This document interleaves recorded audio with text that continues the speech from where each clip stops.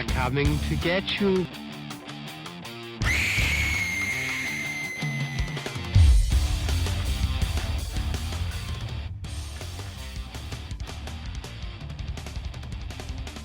Welcome to the Fear Central podcast. I am Mike. I'm Paul.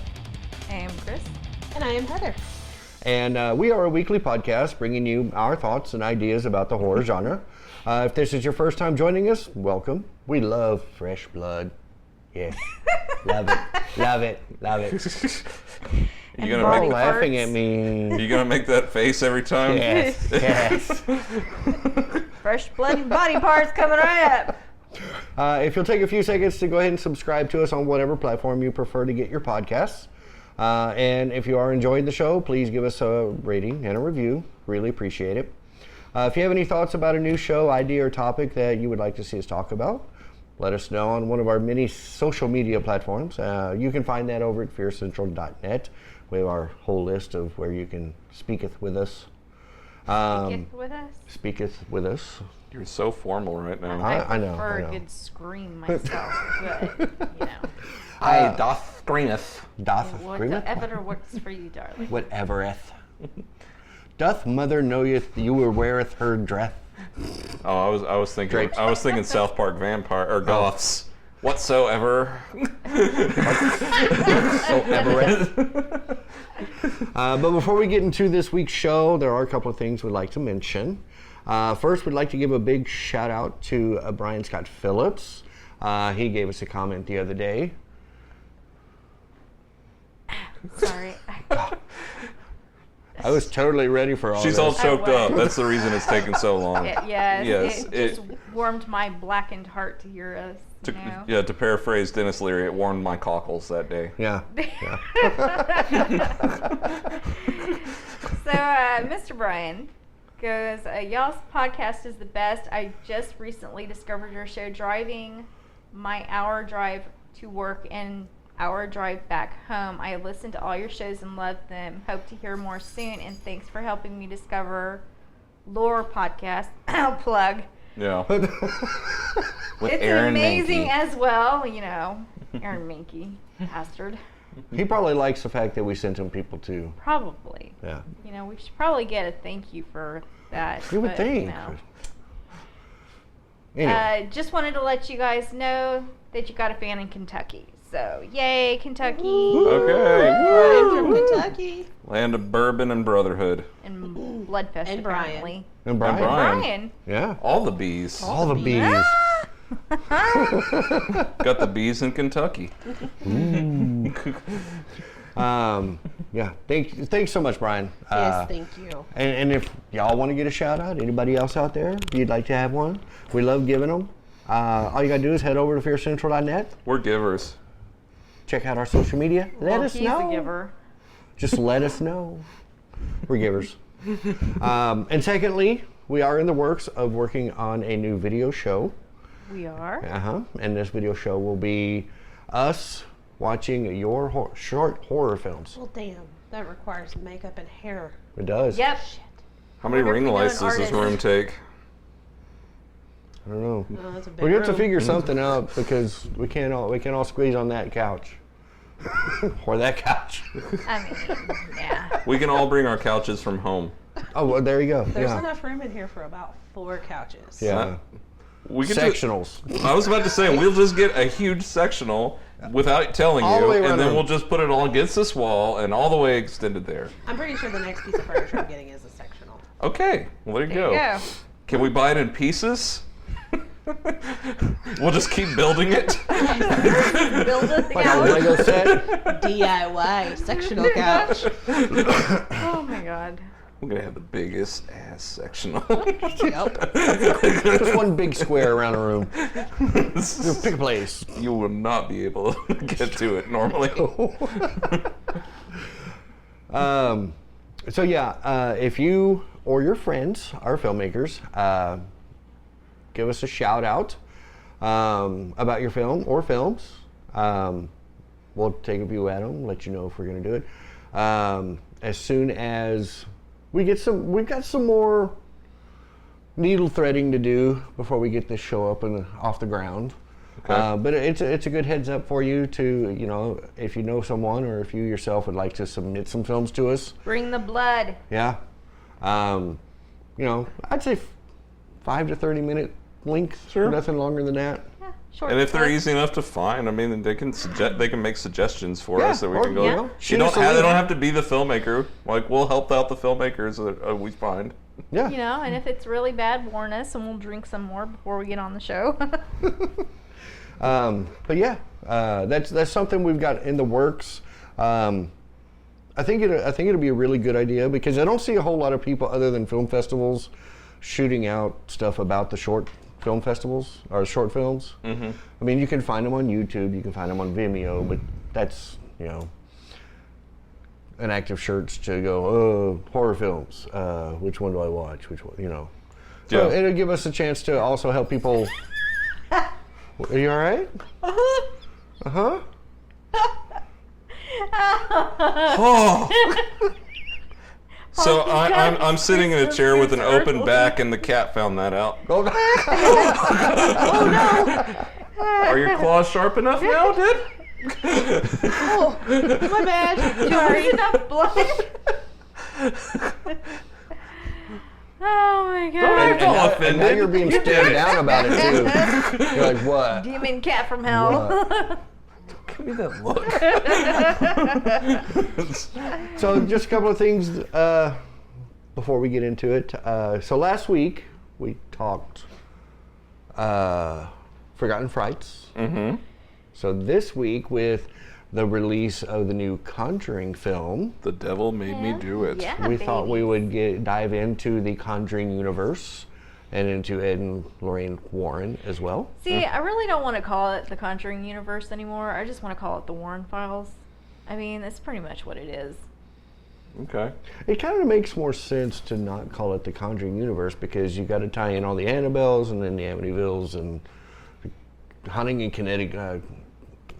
Hunting in Connecticut is one of their stories as well. But they're not in it. But they're not in it. And it's not from the production universe or production company that's doing all this. Right.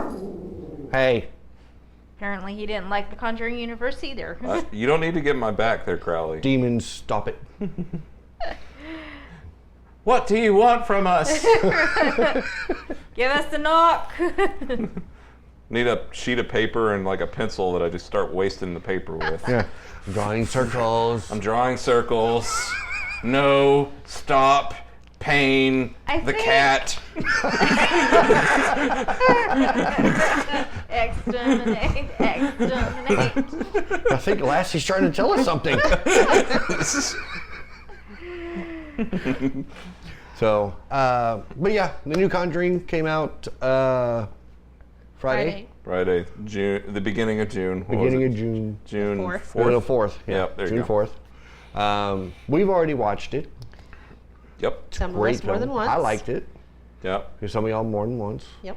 They just like binge watched it twice. Well, it's really nice that it's on HBO Max. Right. Yes. Yep. I think that's been a big help with a lot of the films that coming out through Warner. And you got to temper, like, they're still dealing with, the pandemic rollout, but I have heard that this actually seems like this one's doing a little bit better than Quiet Place Part 2 did, and Quiet Place Part 2 was one of the best weekends they've had. Yeah. So, Speaking of which, I believe Paramount announced that 14 days after theater release, it's going to be on there. no Quiet On Place. Paramount Plus. Oh, cool. So, something to look forward to in the next couple of weeks. Yep. Really excited for that one too. Mm-hmm. So this one is based on trying to take the devil to court. What? No. No. Is this not an No. Oh God, You Devil spinoff? Wait, I thought I did see George Burns. Yeah, I was waiting for him. Walter from Friends showed up. Yes. That was Yeah. Yeah, we had Walter nice. With his from friendly Friends. smile. Yes. What? Did you not like that? No, No. no Walter Sorry. from Friends Apparently, for we're you? not supposed to make fun of Walter. Okay, sorry. No Walter. I've got chicken shit on my hands. Love that line. Do you now? Come, let me show you something. We're going downstairs. Why are we, Follow why the are we dark going creepy downstairs? man in the dark creepy Yeah. Long tunnel. stairway and Yeah, absolutely. Yeah. All the best priests have that basement full of. Oh yeah. Oh, and if this is your first time listening, Spoilers! Spoiler alerts just are assumed. Yeah. Always assumed. Yes. Do we want to say our overall opinions on how it ranks? Sure. And before we get into wait, all that? okay, wait. How it when ranks you compared say, to the other two, Yes. Or just as a or just as a film in itself? Yes. I would say ranks the other two. I don't know if this is a hot take, but I just kind of think the mainline Conjuring films are a little bit better than any of the spin-offs. Yes. Yes. I Okay, will agree so with that. Sorry if y'all listening do not agree with that, but that's where we all land on. Yeah. My personal feeling is Annabelle Creation is the best of all the spin-offs, but I do like Creation. I like that one too. But you only like it because you got to watch it during an eclipse. Yes, a lunar, Solar eclipse. solar eclipse. 2 Annabelles. 2 Annabelles I've On solar seen eclipses. on solar eclipse. It's fantastic. It's creepy. It gives you that weird vibe. I recommend going to see a scary movie when there's a solar eclipse. Always. Total eclipse of the sun. Yes. But like as ranked, I think the first Conjuring is my favorite, and then The Devil Made Me Do It, and then Conjuring 2.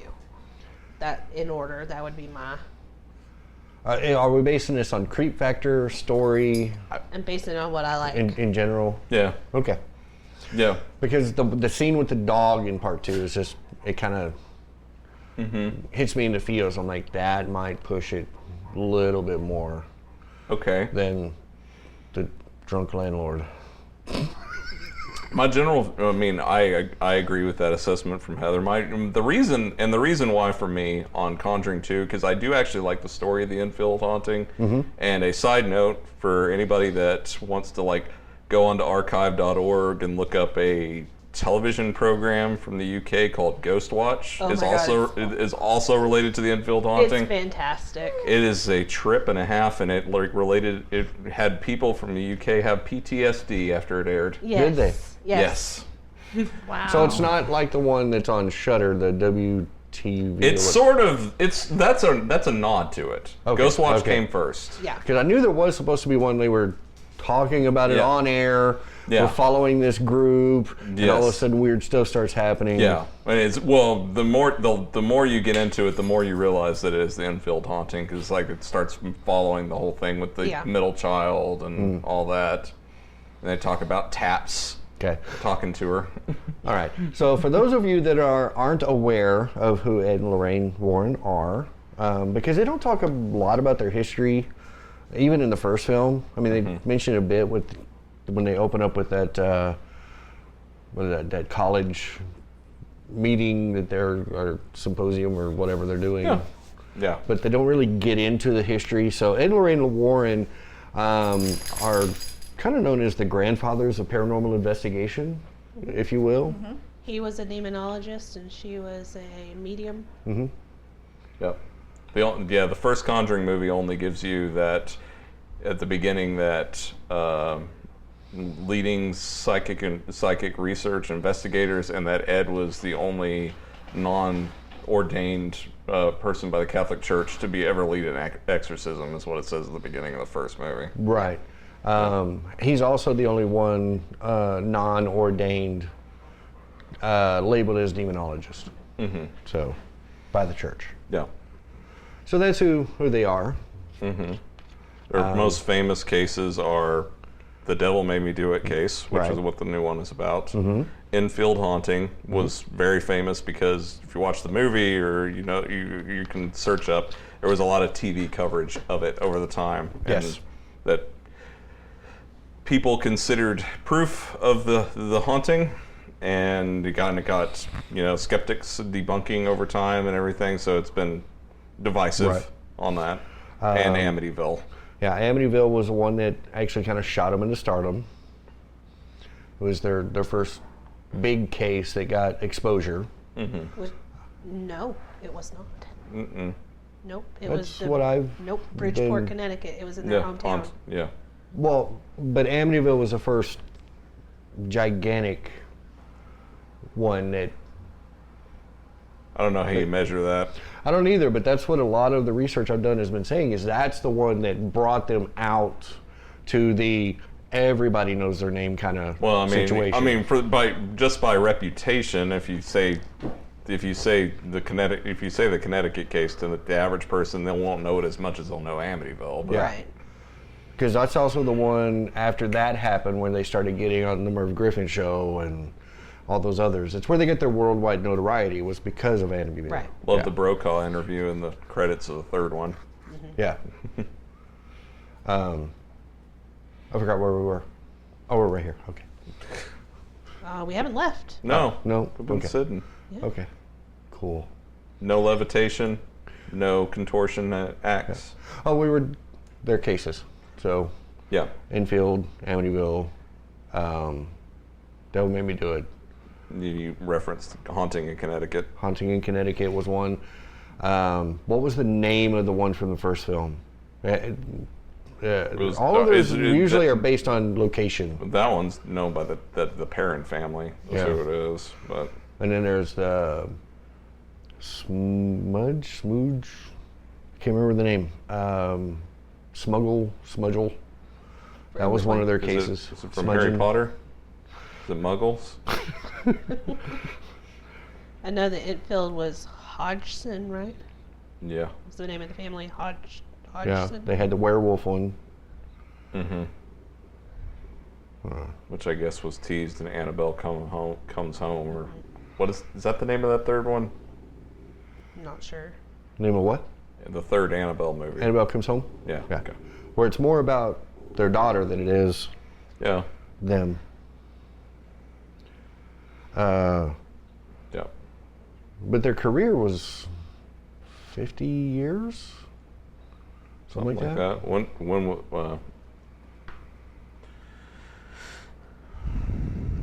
I promise we did our research. yeah, everybody's looking at their notes files now. Union Cemetery was another one. Of course, the movie they just released, Devil Made Me Do It. There was another one that now I think there was another one in England that they did. Cannot remember which that one was called. So they founded the New England Society for Psychic Research in 1952. Yes. Ed died in 2006. Yes. Lorraine just died in 2019. 2019, yes. After the first. So, a bit of trivia for you. In the first film, during the college scene, if you pay close attention, the actual Lorraine is in the audience. Yeah. I think she's in the front row. She was noted as being an avid fan of the first movie. Yeah. She was not an avid fan of The Haunting in Connecticut. The Snedeker is the one. That's you were it, thinking yeah. about. The one about a funeral home. Which is Haunting in Connecticut. Yeah. Yep. There is a lot of discussion now about them being frauds. I mean, you're talking psychic reason. I mean, like even in the first movie when they're first introduced, like what do you call yourself, or what do people call you? And they say the titles, and then Lorraine says kooks. Yeah. And then Ed kind of like smiles. He's like wackos, or, whatever.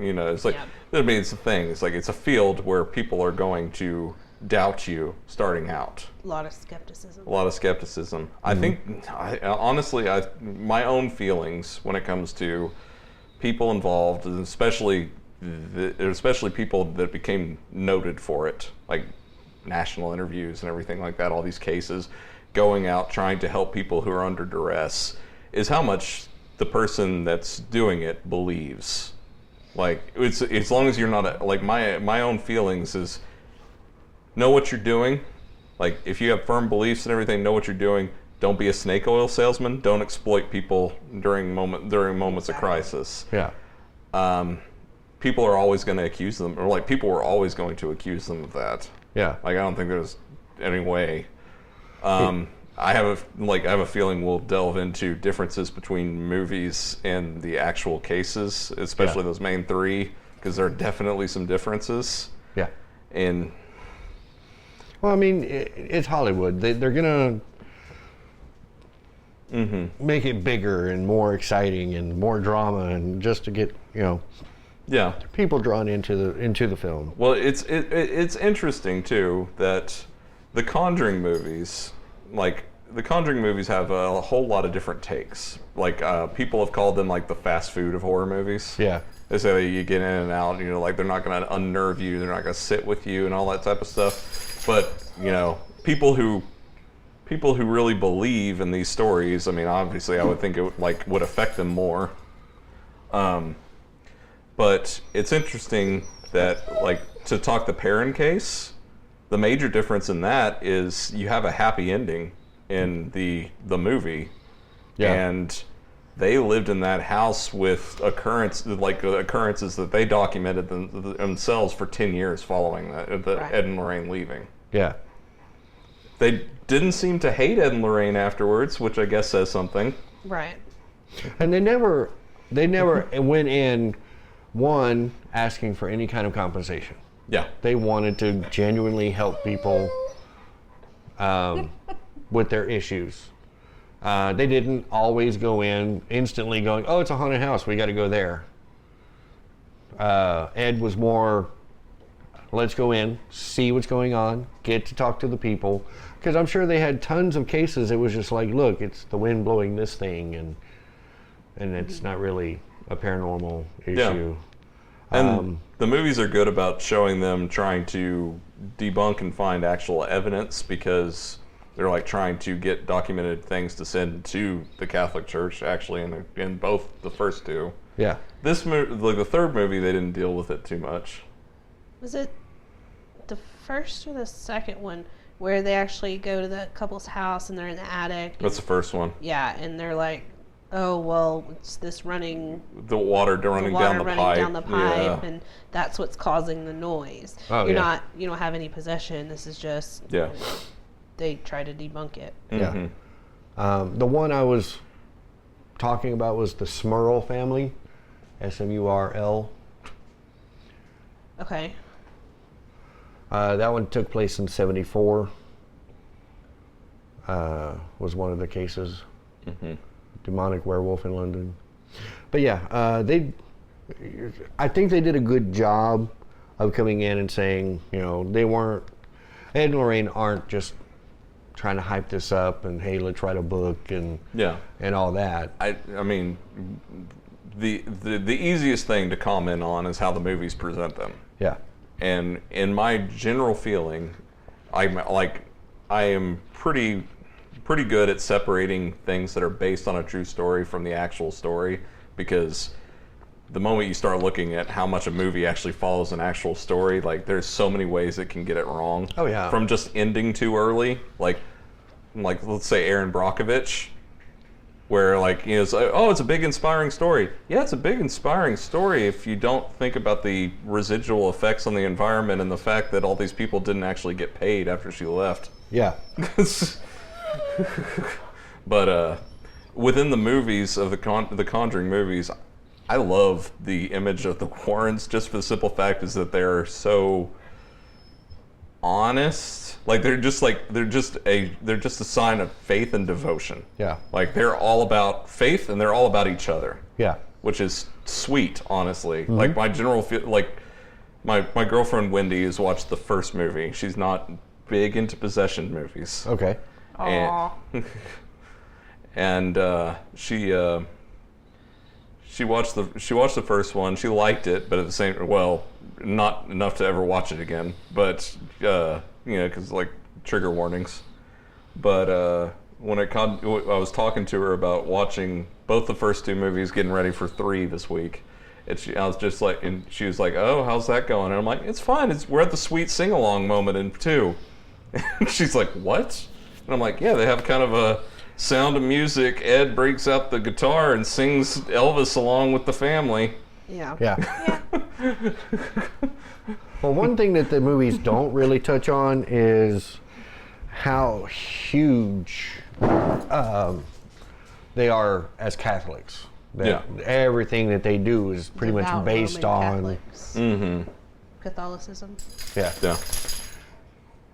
how much Ed and Lorraine would base everything on that, which is why they always brought in the priests in the church and Yeah. everything into every case. Well, it said Ed Warren was brought up a strict Roman Catholic. Yeah. And then Lorraine was the same, and she went to an all-girls private Catholic school Mm-hmm. growing up. Yeah. It's interesting to think about them starting it in 52. Look, the 50s were not big about, those types of stories coming out and getting Right. reported and everything like that. Right. Yeah, because that's kind of the great thing about them is, without them doing it as long ago as they did, paranormal investigation today may not be the same as it is right now. Yeah. Well, they didn't start out to be a demonologist No. and a medium. They started out their lives thinking they were going to be artists. Yeah.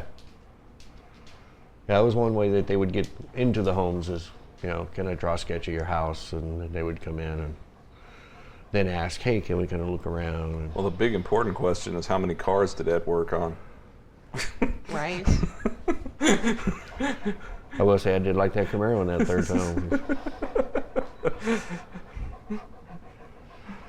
But I can see where people could be like, after the watch of movies go, oh, this is so far out there. Mm-hmm. Well, it's Hollywood. They're gonna bolster it and make it look more, Yeah. I don't even know what the word is I'm looking for. Just being Hollywood about it. Flamboyant. Adding the extra effects that may not have happened in real life because, oh, this is gonna make it look cooler, or look scarier, or look, Well, I mean, I've already read up on, as far as The Devil Made Me Do It, things that are heightened within that film, and like some of it I'm very okay with, because like in adaptations you always kind of mess with chronology, just for the simple fact of like getting things in there. And the director of Devil Made Me Do It is the same director of The Curse of La Llorona. Michael Chavez. Yes. Yeah. Yeah. And he flat out said the scene of Lorraine helping out with the police investigation that happened years later. Yeah. But it was like a big thing, and like Lorraine Warren was actually part of the inspiration for the FBI section. Like the FBI handbook includes how to deal and work with clairvoyant and psychic investigators, and a lot of that was done through her participation throughout the 80s. Yeah. So, like, it's an interesting thing to delve into, and it works very well in the movie. It's a nice little side plot to get to work into. Yeah, exactly. But I mean, if we want to like pull back the curtain, the main thing on this new one is that Ed and Lorraine's involvement with this case, as far as like research and everything, ended with the discovery of the totem. Everything following that was for the Fluff. sake of putting it in a movie. It's fluff. Yeah. And it's like, if you've watched the movie, that is a lot of the movie. Yeah. Yeah. Like, it's very dynamic, and I love it as a movie. But it's like, whenever you get to the ending set piece and everything, it is the most battle they've had in those three movies, and I'm Right. like, that biggest battle, and I'm like, this feels very Hollywood and developed. Right. Yeah. I haven't fully researched everything on that case through their files or anything, so I'm not especially familiar with the fact if it actually was this priest's daughter doing all this stuff. As far as I know that the character was a creation. Like, Okay. it seems like. That's what. Yeah, it felt like that. They said that the Warrens' investigation led them to believe that the family was being cursed through a local sect or Right. whatever. Satan. Well, they flat out say Satanist. Yeah. And that, Which is one of those things that, like, you know, this is 81, so this is, you know, you kind of put that into a movie a little bit because you're at the height of satanic panic coming out. right. And they also talk about how a lot of these cases that they did were, you know, post-Exorcist, and how the whole demonology and satanic stuff coming out from The Exorcist and afterwards is what made this big stir crazy. So everybody was thinking that all this was going on after seeing these movies and all this stuff. And that they were there just to, oh yeah, we can help you with that. Yeah. So, I don't know. It's You get to movies like this, and you have to decide where your enjoyment level lies. yeah. Like when something says based on a true story, that might give you a few extra shivers, but I don't think it should be I don't think it should decide your enjoyment of a film. No, not at all. Because this is not a documentary. I mean, No, right. the key word is based, not yeah. a true story. Yeah, and I mean, then you'll get movies like Fargo, where it says based on a true story, and absolutely nothing's came out of a true story. Right. Well, the story was true, but we twisted everything to make it a movie. No, I mean, the Coen brothers will tell you on Fargo, they completely fabricated all of it. They didn't read a story or anything. It's based on a true story out of my head. Based on a true story in the same way that the Nightmare on Elm Street's based on a true story. I think it's more based on a true story. Yeah, actually, Nightmare on Elm Street actually at least had a news story related to Yeah. it. About as based on a true story as Event Horizon. That might be true in the future. You Yeah, don't know. it could be, you know. I think Event Horizon would have been better if the Enterprise had just shown up and saved them all. Yeah. So, all right. As movie buffs, Okay. what are your feelings about a different director on Part 3? I was actually quite impressed with what he did. I liked what he did. I liked it. Okay. I had forgotten he had done like La Llorona. No, I was not a big fan of that film. The movie, the direction in La Llorona was fine. It's just a very uneventful movie. Yeah. Is my feeling on it. Right. Like like the first time I watched it, I had to stop about 50 minutes in, and then like continue later, and I was like, what has even happened? I was also unimpressed in how the nun and La Llorona kind of looked alike. Yeah. I will say is like delving into the idea of these movies, because there are plenty of people who think that these movies have run their course. Especially you see the hot take reviews on this movie, and the fact that it's a little bit more popcornish, I guess.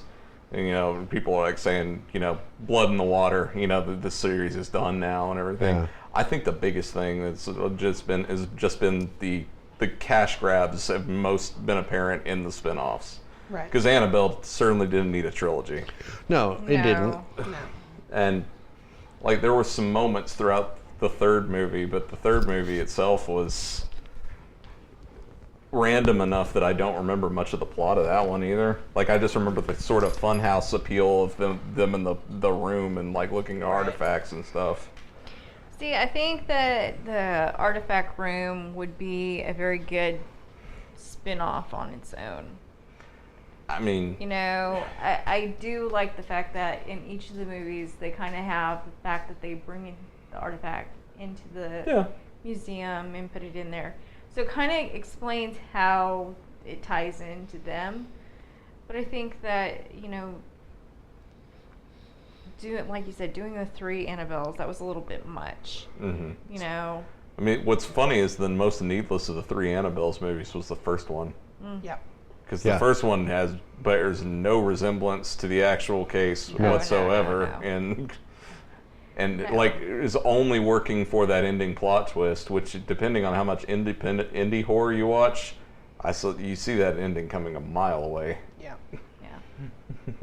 But I mean, and even things of like, I think it was the second one. Second one's the one in the Orphanage. orphanage, and the 20s. No, the one where it's actually in their house. That's the third. Third one. Okay, so Yeah, the third Annabelle one, I Comes Home. really kind of like that one because then it ties into, well, what if all those things did get out? Mm-hmm. What if, Yep. So I do like that one. Yeah. Mass hysteria. Yeah. Cats and dogs living in harmony. Oh yeah, Yeah. everything, Yeah. chaos. Cats and dogs sleeping together. Mass hysteria. So far, this film has made 9.8 million domestic, 13.8 million gross. Well, That's only box office. They Yeah. they have different aggregates for for the HBO part, Right. yeah. And that's just after what, 1 day, 2 days? Yeah. Yep. So it's not too bad of a start. Yeah. For where the theater system is right now. I was actually kind of fun that this one actually went as far as to go rated R, so they could push those limits a little more. Well, the first two were rated R2. Were they? Yep. Maybe In it fact, was, maybe it was Annabelle. there's almost no blood in the first Conjuring. No. It's rated R for terror exclusively. Okay. Because And- I know some of them are PG-13. The spin-offs. Yeah. Yeah. No, I remember watching the first Conjuring in the theater with their bunch of families that brought their 7-year-olds. Why? I don't know, but I was sitting there thinking whenever it got to the end and the mommy's chasing the daughter under the basement, I'm like, okay, so whenever they have nightmares tonight, you're like, it's okay, mommy's here. Yeah. Don't chase me. Yeah. That movie is, I mean, the first Conjuring I consider fairly effective in just craft. Yeah. And it feels it's set in the 70s and it feels like it's product of the 70s. It does. Right. I was the first time I ever heard of hide and clap. Yeah. Like, what's the clap thing? I never heard of that. I didn't clap when I played hide and seek. I liked it because, I honestly felt that was a nice thing to give the family. It's this is something unique to this family. Yeah. They play it all the time. Yes, but it was very dangerous. They just moved into a new house with Yeah, stairs. well, especially lots of them. and they're like, hide and let's clap." play. They never let me play hide and clap. Let's play it here on the second floor. Yeah, right. Stop that. It's like, Stop that. it's like we just accidentally broke a hole into the basement, and I'm gonna blindfold myself around these banisters. Yeah. Yeah.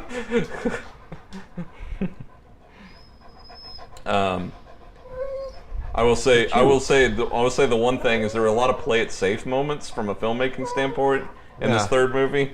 Whenever it got to Artie and the girl and the sister. Artie and his sister.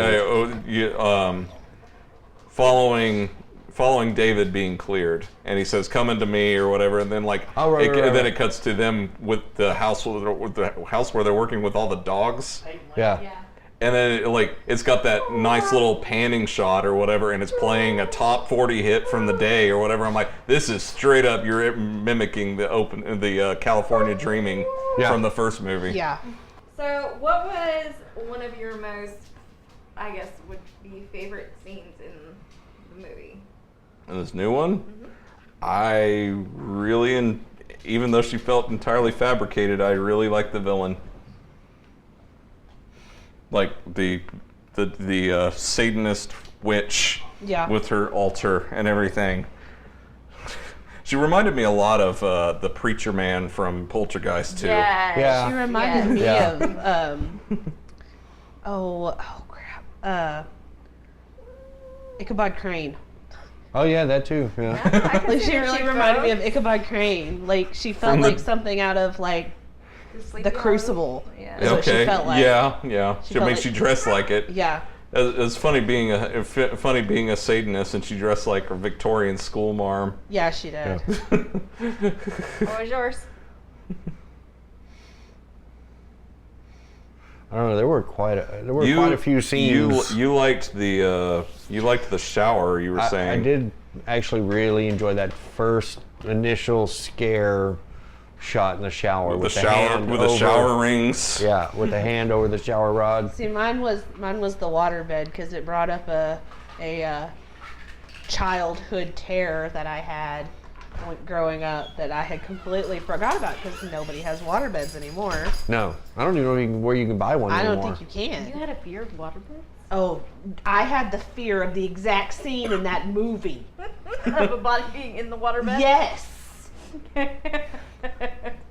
And I hadn't thought about it in years. A very because logical thing. nobody ever has waterbeds anymore, right? And growing up, my aunt did. And I always had this fear when I slept on that bed that there was going to be something in the bed. And I guess that's like my deep-seated fear of water anyways. And not being It may be, yeah. Well, you don't like Exactly. dark water. Yeah. And And a waterbed is dark. Well, you can't see in there. yeah. Wait, now you can put some LED lights under it. right? Yeah, glowing Disco rave. goo in there. That would be a good shot. The main thing I remember about having a waterbed growing up is that my arm would always get trapped between the waterbed and like the railing. It was a very you got to sleep cool, but it was the most inconvenient bed to get up out of, especially if you're half asleep and you need to go to the bathroom. Yeah. It's like just water sounds all around you, and you're sitting there rolling, and you're like, I can't get up. I can't get over this. What's going on? That's why it helps to have someone there too. You can be like, can you roll this way a little bit? Okay, now I can get out. You know, I don't know that I ever would have owned a waterbed sleeping with anybody else in it. We did. See, I could not, because, but here's, even in my bed, we have our bed is doesn't move a lot, but I have a husband that is very active sleeper, and it makes me crazy. Like, he'll toss and turn, it's like the whole bed wiggles. Yeah, that he would flip me right off in the floor if we had a waterbed. See, the thing about mine is when we first got married, he was not a mover in bed, and then over, getting older, he has Thanks, honey. leg spasms like, he's in a kick line for a chorus girl, he just goes nuts. And it's insane. Why crush my dreams like that? Yeah, Chad's the same way. Sorry, babe. Got the same problems. I always wanted to be a chorus line girl. You don't look good in 6-inch heels. There's just no You way. ever wake up Sure. with a You leg just cramp can't and do try it. not to wake up the person in bed next to you? All No, the time, yeah. he kicks. It doesn't matter. You can't kick if you got a leg cramp. No, like if you get like, The Charlie horse. Yeah. Oh no, then he's all like, that so I moment reach where down you feel and like, somebody okay, sitting come up on, in bed. come on. lift it Yeah, up. yeah, and you're just like, okay, you need the leg needs to do this. Oh No. my God! Or Yeah. There's the dog. There's the dog. Yeah. What, stop! Get out of the way. Yeah, all the time. Yeah. Oh my gosh. It's worse when you get like a shin splint and you're like, I can't move my foot up. I think my favorite scene that was in it was the morgue scene. Yeah. I really liked that one. I thought it was better when he came to the house, Ooh. Yeah. the big yeah. bad guy. So we were watching it. I watched it for the second time with Monica yesterday, and they get to that scene, and it's the lights. You have to twist the timer. Twist, yeah. And so she goes, "Oh my God, those lights are gonna go out. You know those lights are gonna go out." She had a lot to say about that movie. So back when I lived with an ex-boyfriend, his parents' house used to be a priest home. And A rectory. It wasn't really a rectory. It was just kind of this house that they had for the priest. It wasn't. Oh, a Attached parsonage. to- Parsonage, yeah. Parsonage. It wasn't That's what attached it's to the church or anything. Yeah, it's Yeah, parsonage. So parsonage. there is this one bathroom that you literally had a timer that you would have to crank on, and the lights would come on, and Forgetful priests who didn't want to you charge only the had church too much. Right? that much. And it was like when the lights came on, and there you were in a time limit kind of thing to get out. Because That would not work well with men in their newspapers. All of a sudden they're in the dark. This bathroom is that it was. Tripping on your pants, trying to get up to twist the light again. The creepy thing about this bathroom was part of it was attached to the kitchen, part of it was attached to a study room, and then the other was attached to the bathroom. So there had 3 doors on this bathroom. After you turn the light on? What does that have to do with the light? The thing about it is, Well, you had to if time it and then you go through 3 were doors. in there Oh. at night, and you had the 2 doors open to the kitchen and the like little area. It was freaky as fuck. It was one of those you felt like something was going to come get you kind of moments. What's even worse is when you had those timers on hot tubs. So then you had to get out to the cold air to turn the thingy back on. Never had those problems. It's just as bad with the motion activated lights in the bathrooms and the public In places. doctor's office. Yes. Yeah. Because I'm still here. Or what about when they come on their own? Like, nobody's messing with them. I get paranoid about the motion activated ones in retail stores. That come when they on? have multiple stalls, I'm like, I'm just gonna be in here in the stall and the lights will go out and I have to open the door and go, hey! and it's all good. And then unless there's 3 a floor people will drain. come in from the store and they're like, what are you doing? And I'm like, I'm not a freak, you are. Sitting there with the motion activated lights, they go off and you're sitting next to a floor drain. Nope. Yeah. No. 'Cause you love those floor drains. Gotta love me a floor drain. Hey, Wheezy. So my question is, if you had to curse an object, what would you guys curse? Are we choosing a target for this curse, or are we just randomly cursing somebody? We're just randomly cursing something Like, to okay. give to someone. Thinner. Oh. That was actually a really good movie. Little kooky in some of the spots. Like but Doctor from So town. like something that you could curse, but it would be something that you wouldn't just put in a closet. Well, I feel like if you wanted to be safe these days, yeah, go ahead and curse a videotape. It won't go anywhere. You won't go nowhere. Yeah. No. Like a piece of jewelry, maybe? I don't know. I don't know what I would curse. Don't make it turquoise. Texas women will buy it. Cursing everybody down, Heather. Cowgirl Well, I mean- chic. But I mean, is it something that you want to curse? Like specifically, you want to curse one person? Then piece of jewelry would be perfect, because then they would wear it all the time and always be cursed. It's almost to the point with today's throwaway society that it'd be easier just to do like Truth or Dare movie. Get on the YouTube and be like Truth or Dare. Yeah. You're all cursed. Right. I mean, the most effective disease curse thing you ever see in anything is Pontypool. Yeah. Yes. That's such a great movie. Just curse the language itself. Yeah. That's such a great movie for just one location. I loved it. But y'all did catch the straight up Exorcist Oh yes. with the car and the priest. I was watching it at That 5. could've been The more first time I watched this blatant movie, I got effort. up at 5 a.m. on Friday, and I was just like, I checked IMDb to see how long the movie was, and I was like, well, I got 2 hours. I'll watch it before I go to work. Yeah. Yeah. But yeah, even half asleep, getting my coffee, I was like, oh, there's The Exorcist. Yep. Looking at the curve. As soon as I saw the Close up. reverse shot out the window, I was like, I know. Yeah. Yep. Mhm, there it is. Just need some stairs. There were stairs in the house. It's fine. It's fine. It's fine. It's fine. Do you enjoy Luke from A Haunting in Hill House as the kid? Is that who that was? Yep. I knew that kid looked familiar, and I couldn't He place him. I have a feeling he's going to be in a lot of horror things for a while. Might be. He's good. My first comment was, why'd they make the kid try to look like Jerry Maguire's kid? I don't know. No, that's just how he looks. I don't know what to say to that. It's just, that was the first, the type of glasses they put on him and stuff for this That's film. the type of glasses he wears. Is it really? If you saw Haunting in Hill House and the other thing, I've seen him in 3 or 4 things, and he's got those glasses. Huh. He always has his No, glasses. it was the short blonde haircut and everything. I was just like, it looks like Jerry His Maguire. hair is longer than that. Is it? Yeah. It's a little not mop top, but yeah. I was just the first thing I thought when I saw him. I've watched Haunting the Hill House 4 or 5 times already. Have you? Yeah. I think I watched it 2 or 3. Same. I haven't gotten through the second one though. I have. Yeah.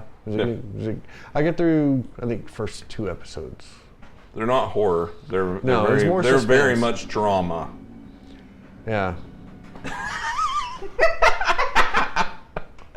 What? Lift off. It was your wife's reaction. Yes. She didn't see your legs going up, and she just heard all of a sudden was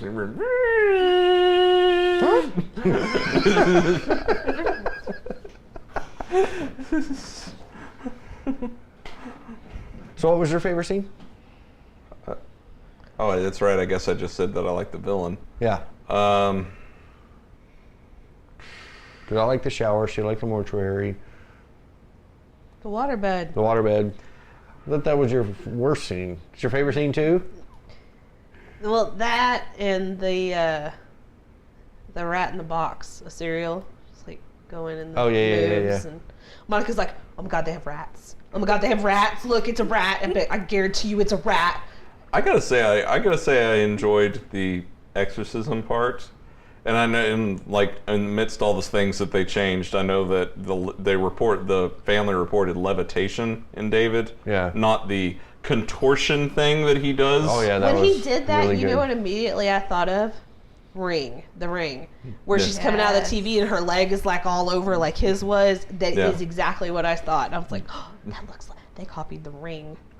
I don't know. I thought about the Exorcist stair scene from the version you've never seen before. I think in general they were just like the director said in an interview. In general, he was just thinking it would be more unnerving for the audience to like see a child go through such horrific contortion, more than because he's, in his words, he said that levitation at this point is kind of magical. Yeah. Right. Like when you see it, you go, oh. I mean, if I think of levitation, I do think of The Exorcist, but I also think of Dana Barrett and Ghostbusters. Yeah. And I think of the light as a feather, stiff as a board from The Craft. Yeah. Those are the first things I think of. So it's like, one of those is a horror movie. The other two, I'm like, okay, she's like the weird seduction of Bill Murray. Yeah. And then Friend Night. Yeah. She's fine. Slumber party. She's laying down on her bed, 4 feet above her bed. It also made me think of The Unborn, because there's some of that twisty kind of. Yeah, but I mean, I do remember the first moment, like one of my first moments in reaction to the movie was David bursting through with the knife and stabbing the preacher. The priest in the leg. I'm like, holy shit! It wasn't the priest; it was the dad. Yeah, it was the dad. That's right. And I had very much Pet Cemetery vibes with. Oh, that's right. The priest got the plates to the head. Yeah. Yeah. That was so funny. I thought, I was watching it with a friend, and it got to Ed starting to hyperventilate. Which you watch the movie, you realize he like had a heart attack. Yeah. He's like, in the moment, you just have Lorraine going, "So call 911, call 911," and my friend was just like, "Yeah, call 911 now." Because he's hyperventilating, not like we have someone bleeding over there, like someone concussed in the other room. It's like we didn't want to bother him until now. Ed's still standing. We're good. Yeah. Yeah. The contortionist thing happened, and Chris just goes, "He's dead." But the other part that killed me was in that movie was the parents are a big part of the first part of the movie, the beginning. And then they just disappear. They're gone. They're in one other scene at the barbecue. Yeah. And that's it. Yeah. Like they just disappeared. Like where the hell were they through the trial? Were they not helping their daughter? The stuff in the walls. There's still like claw marks in the walls. I think they are. I think they are in the trial scenes. They just don't do anything. I think there was a pan shot. There was a pan shot that had them, but I thought it was just the daughter and Ed and Lorraine in the pan shots. No, they're sure. See, and I kept thinking the same thing about Ed and Lorraine's daughter. It's like she was there at the hospital. Now where'd she go? Back home. She went to be with her. Because every time their daughter showed up to talk about you see what I'm saying? The guy, I thought like it was Paul's their daughter. Thinking, did I see them in the court? They weren't. No, they're in. There's 2 courtroom scenes, and I know they're in at least one of them. Yeah, because they were sitting next to her. I think it's the verdict. Yeah, probably. I have to watch again just to see. But no, I thought I'm pretty sure it was just a difference of locations whenever it came to their daughter. Yeah. Because I think it was like It just kept throwing me because I kept seeing their daughter, and she looks so similar to the girl playing their daughter. I was like, Yeah. is that? Wait, why is she with the? Okay, never mind. I just figured it out. double performance. Yeah. Because like when she would go to the prison and was standing by his bed, so I'm like, why are the Warren's daughter there? It was just me, I guess. And it's weird. It's weird to me with these movies specifically, and I think it's just. I mean, you owe a lot to performances of good actors. The first movie, like all the actors were good. Yeah. Like, Yeah. It's straight up. Second movie, I like the actress that plays the mother, but man, it's a fake British accent. Mm-hmm. Yeah. You know, I'm like, I know her from like comedies other than that. Right. Hit and miss with British accents all throughout the second Conjuring. Oh yeah. This movie in general, I like all the performances. Love, I can't think of the actor's name who plays Walter in Fringe, and he's also the king. Yeah. King Theoden from Lord King of the Theoden? Rings. Is that right? The one who burned himself up. He wasn't king. He was. John Noble. He was. John Noble. He was just Okay. keeping care of it until the king returned. Yeah, the one who ate a rotisserie chicken and while listening to sad music. Yeah. Sing for me. Yeah. Great. Yeah. Anyways. And then I'm gonna take a plunge off the mountain. Yeah, there you go. He's a great actor. He is I loved very him in good Fringe. actor. Yep, he was good in the game L.A. Noire too. Oh, okay. Yep. I never got to play that one. But yeah, but I mean, of course, you know, I'm saying all that, but you know, leading up to Patrick Wilson and Vera Farmiga, Yeah. they're the heart of the main trilogy here. Oh yeah. And like when we were getting we have a Facebook Messenger group for the podcast and I've been doing countdown stuff on Facebook messaging and stuff like that throughout this week. Uh-huh. And Lord, and yes. when I was doing gifts, I found one that was from the press tour of Conjuring 2, and it was just Patrick Wilson and Vera Farmiga pulling the goofiest face at each other, like in excitement or whatever. And I'm like, oh, I love that so much. Right. So like normally with horror movies, I feel gypped if it has like a super schmaltzy happy ending that Yeah. feels unwarranted. But with these movies, their heart's on their sleeves enough that you don't really want a super dark ending. Right. Like the only thing dark about the endings to these movies is the fact that they'll try to hit on the fact that evil still exists. We're keeping it under wraps. Yeah. Well, Right. I mean, she did, not even she, I think both of them said a really good point. I mean, in any court, they do validate God, they have, even if you're an atheist, you're still holding a Bible, I swear to tell the whole No, truth, nothing but the truth. nothing but the truth. So help me trail God. line. We So, I acknowledge mean- we acknowledge the court acknowledges the existence of God every time someone swears on a Bible. Is it? but not Yeah. the existence of the devil. Yeah. Well, even Edge made comment that, he doesn't mind skeptics. He goes, because skeptics have somewhat of an open mind. Yeah. He goes, but show me, a closed-minded atheist, and that's the one that's, going to be hard to convince or show evidence to make them believe or Yeah. something like that. And he's like, they're I more still love the closed-minded. part where they invite the lawyer over to meet Annabelle. Yeah. It's great that they just don't show it. And then Yeah. the next thing you see her. the next shot is just her staring in the middle space. Yeah.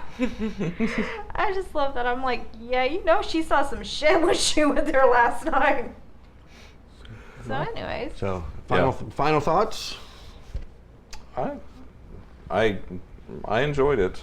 Like, if I'm getting, like, random number score that means nothing, Sure, why not? I will say this one's a good 7.5 out of 10. 7.5 out of 10. For the yardstick, I put the first one as a 9. It's one of my favorites of the last 10, 20 years, whatever.